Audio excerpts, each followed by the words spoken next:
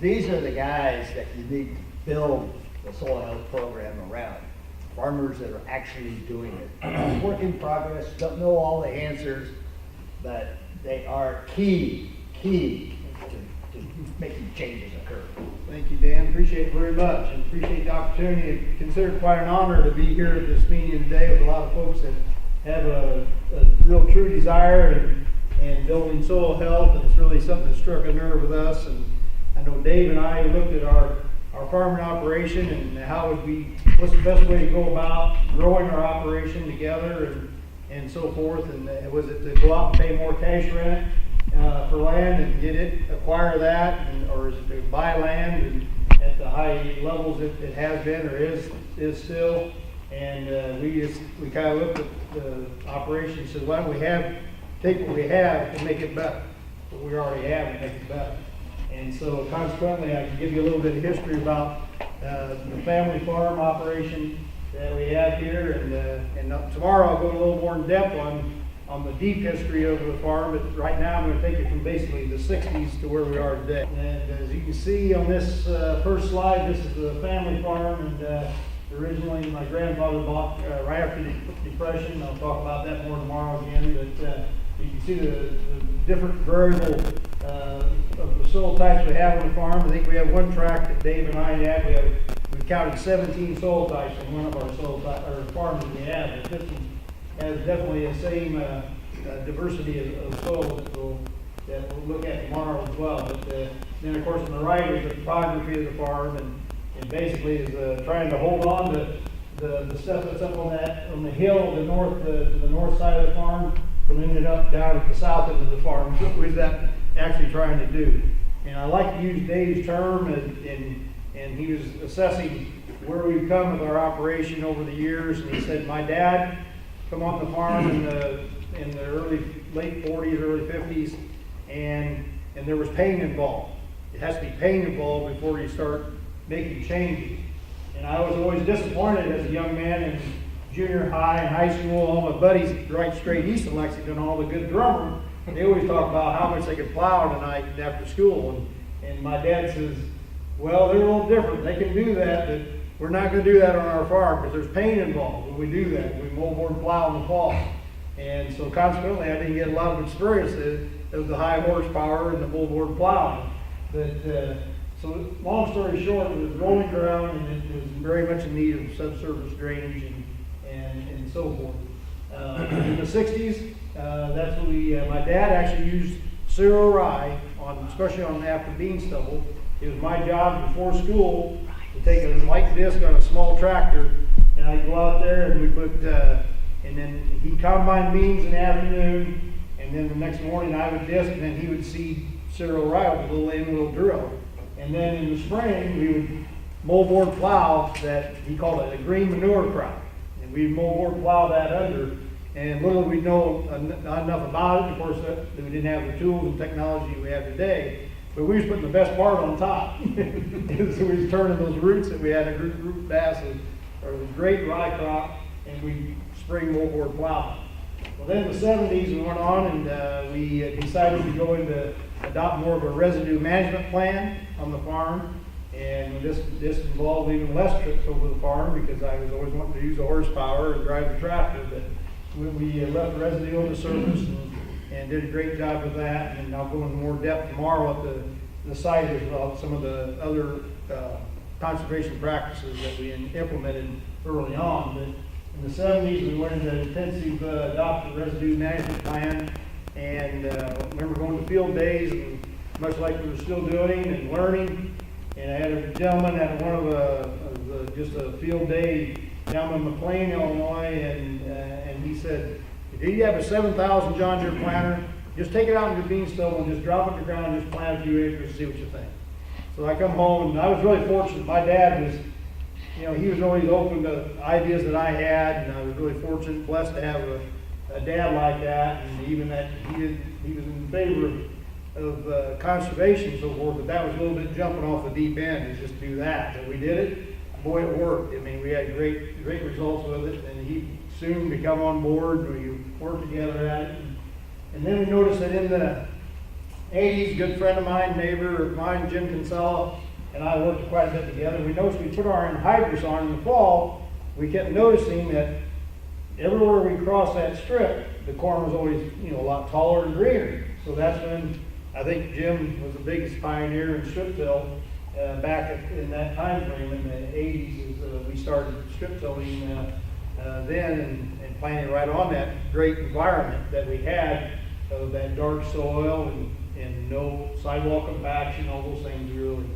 were trying to address. So, but along with that, in the mid-2000s, we come new technology again, and we're able now to gradually rotate out of strip till. We get along into that, and that's some of the technology that I'm talking about that we've been able to acquire over the time is address those issues. But I think it's more than anything, it's been the cover crops in conjunction with our drainage and all the things to get the balance that we've been talking about this morning and everyone's talking about, is that we've been able to go away actually from strip till and just go ahead and plant in the cover crop residue. You can see that's the kill dry crop there, and you got the row cleaners, you got the spike wheels and the chain, and about everything on that John Deere planter from the front of that, where that opener is at, to the back is not John Deere. So it's just amazing how you put things together and make it work. But it's been a wonderful piece of, and the planters have the light planters have revolutionized with the row shutoffs and just a lot of things about them, and it's amazing technology we have today to address the issues that we have. So just a little bit about the equipment part of the history. Then in the 2007, we really went into intensive program on our farms of subsurface drainage, tile, and for a number of reasons. We just realized that we was going into a lot of fields that were 60 or 70% fit, and we were planting those, and then the 30% was just killing us, So we decided to pattern tile. The tile has been in the field, been in there 100 years, and it's done a great job, but it's time to replace it, or if there wasn't any there, we added it. So all the blue lines are definitely tile. I remember this first year, I was a few miles away harvesting soybeans, and my cousin has a tile plow and the big quad track tractor, and I kept looking over there, just kind of fretting. I thought, oh my God, is he doing tillage or what's going on over there? Because he was there forever, and and going back and forth. But at the end of the day, it's been an amazing investment. Last year was a big vestige for it, because it did a great job of getting us through the real rainy season, rainy time. And the accelerated depreciation doesn't hurt either. So it was been a great program for us to do that. We started in 07. We was budgeting 80 to 100 acres a year, just go ahead and get it all pattern tiled. And it's wonderful to pull in the field. It's 85 to 100% fit, and now it's flat. So it's been a great plus for us. I talked a little bit about getting away from actually strip till now on our farm, and we're having great results with side dressing our nitrogen. We've done some nitrogen tests and so forth. I know it's interesting to see the differences and the different opinions on what is really valuable as a nitrogen test, and Dave and I keep tinkering with that to find out what's the best, because we really feel like there's a way to manage that. So we're a variable rating a lot of our nitrogen now, and according to the soil types. And kind of go on about that, we started in 09 our sampling of our soil sampling our farms and getting a handle of what we actually have out there. We started at the top left corner there with the 5-acre grid. Later on, we went to the 2.5-acre grid, and then we got to realizing, these soil types aren't in squares. They kind of overlap, they kind of bleed around, so we really switched to zone testing on our farm, and it's been a great asset to use that. And on the right shows the soil types in that farm, how they correlate with what we were doing with our, not so much our fertility, but particularly our pH line program. We found out a lot of our farms were getting deficient, and they needed some attention as far as balancing the pH. So variable rate line has been a big part of our operation in the last 5 or 6 years. And we really get full court press on it there a few years ago. Again, that was a good way to write off some of the good years we had. but it's given enough to pay back dividends now very much, and so we're down where we're grid sampling, or zone sampling all of our farms, a third of our acres every year, and then that way we get a rotation where we put on our line that's needed, it's called for, and when they send us the information, we have our own floater now, we do our own line, and so it's really worked out very, very well. So, yes, question? What's the average size of the zone sampling? It still averages 2.5 to 3. Yeah, it's pretty good. Yeah, acres, yeah. It works very, when you say, Dave? Yeah, 2 to 5 acres. 2 to 5 acres, some of them are bigger because they're the same soil type, so it really, it's amazing how it correlates, and when Dave's putting on the line and I'm up there at the wheel loader loading up, it's fun to watch it because he'll just be dumping it all in some spots and there's nothing coming out, so it's been a great technology to have that part of the system. And with that, I think I'm going to turn it over to Dave. He's going to talk a little bit more about the cover crops. Unless you have any questions on what I've just discussed about a little bit of the history. All right, it's a privilege to be here and get to hear, rub shoulders with people like are presenting here, and we're the amateur hour here, so we're just grateful to be here and be able to learn. Mark talked about his dad being open to new things and trying new things, and Mark has been the epitome of being open to different things and letting somebody with new ideas come in and make suggestions, and he constantly has new ideas and suggestions on things we can try, so we've really been able to complement each other well, and I'm extremely grateful for having the opportunity to work with Mark. The soil health has kind of become one of my bigger passions about farming. I think this is where it all starts and ends, and long-term profitability and economics are going to be will be a direct result of what we do here. So in 2006, we started broadcasting our cereal rye with our fertilizer. We just threw it out on top of the ground and didn't do anything with it, and on some of our most rolling fields, and it did okay. It wasn't anything fantastic, but it did well enough that we tried it again the next year, and we kind of dabbled with it off and on until 2009. We bought a Case 330 vertical tillage tool, which is basically a high-speed disc that leaves it level when you're done. It's really not anyhow. And we started using that. We'd spread the rye with our cereal rye still with our fertilizer, and then incorporate it with the 330. And that worked really well. We had great success with that, and have been thrilled with that. 2010, we owned the CSP program. We Camp Bonoff here locally helped us out with that, and that went from probably doing a third of our acres in cover crops to doing close to 3,000 acres in cover crops every year, starting in that. And they gave us money to start experimenting with other mixes and things like that. 2012 was the first year we aerially seeded. 2011 we tried broadcasting annual rye with our floater on 30-foot centers instead of spreading 60, because annual rye is light and didn't spread very well. And we had so-so results with that, but we decided to switch to an airflow and have it custom applied from that point on.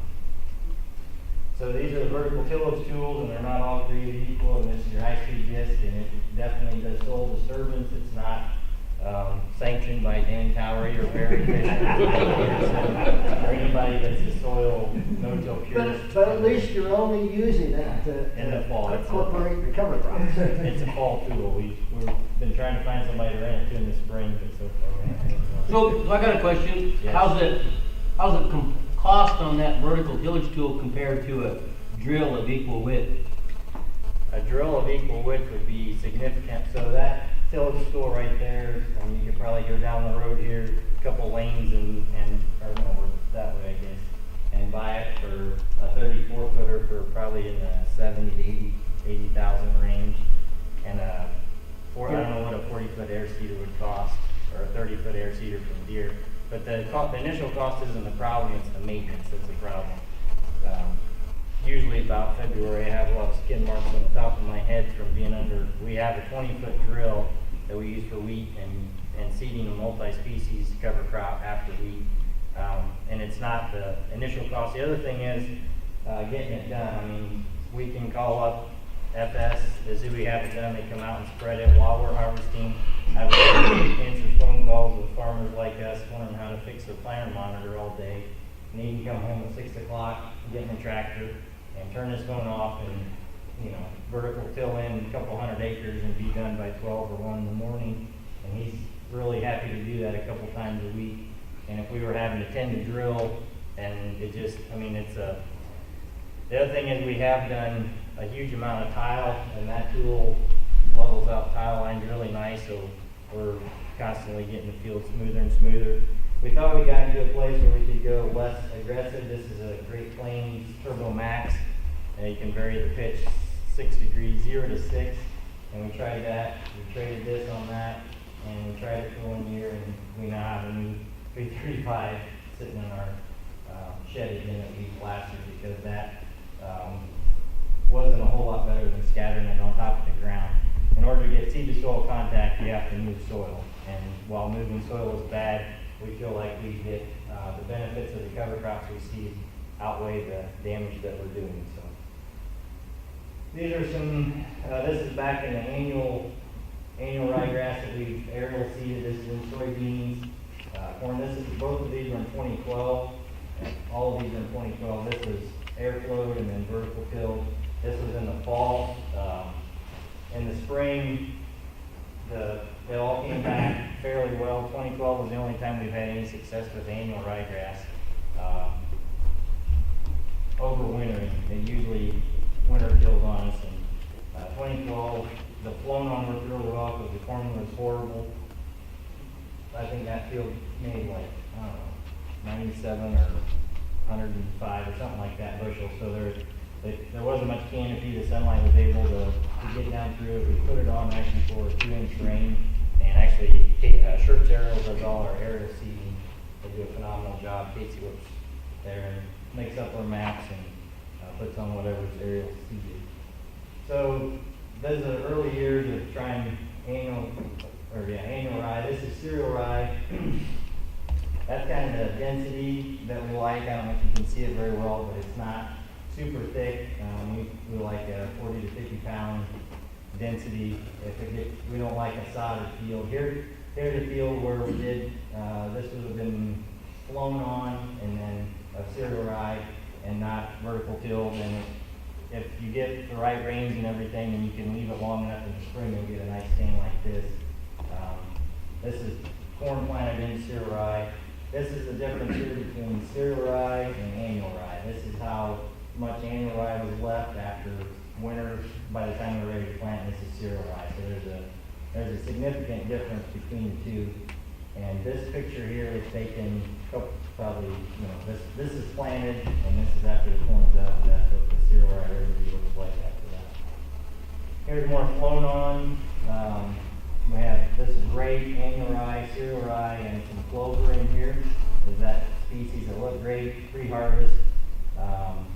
Here's where the corn was really really good, and we didn't harvest it till this is one of the last fields that we harvested, and it shaded out too much.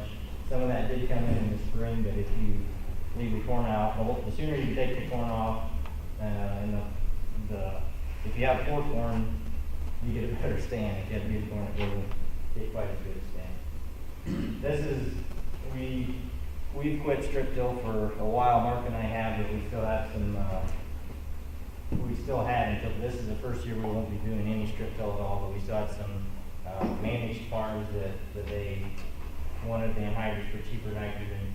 So we have done, go ahead and broadcast their cereal rye, BT it in, and then strip it afterwards. And we still like using a cover crop with that. This is kind of at the point we're at today. This is, if we could choose what we get, this is what we would have. We'd like it to be that tall when we come in and spray it and kill it. This is a planting. Everybody typically worries about when do you kill it? And to us, you know, how do you keep it from getting too tall? And our problem is not that it gets too tall, our problem is we can't get enough growth because of where we live. If you're down, I think south of 74, there's a change, and then you get down south of, I think south of like the Charleston area, that area is another change. And so what we say works for us where we're at. It doesn't necessarily work where anybody else is. It works the way we farm. We have some definite opinions of what we like, but it's what we like on our farm, and I'm not saying it will transfer 100% to anybody else.